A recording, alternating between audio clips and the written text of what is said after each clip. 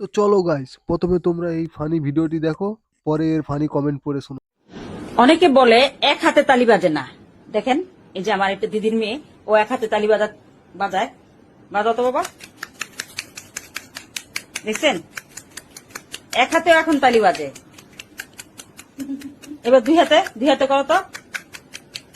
Very good, দেখলেন? এক হাতেও তালি বাজে। तो चलिए शुरू करते हैं।